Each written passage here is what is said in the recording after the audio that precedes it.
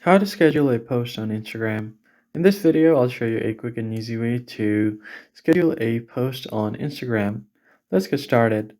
First thing first, you want to go over to your Instagram app, and then you can easily find an option to post by tapping on the plus icon. If you don't see it, you can just tap on your profile, and then the plus icon at the top left.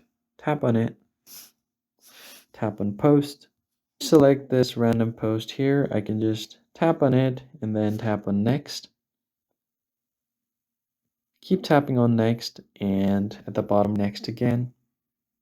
Now right before you post it, you'll have an option to schedule this. If you don't see the schedule option, go to more options down below and then find this option to schedule this post. Tap on it. Select the time. Let's say if I want to do it tomorrow at 5:45 a.m. I can just tap on done. Go back. It has been scheduled for tomorrow, 5:45 a.m. Tap on schedule, and it will be automatically posted at that specific time. That's pretty much it, guys. If this tutorial was helpful, hit the like button down below and subscribe. I'll see you guys in the next one.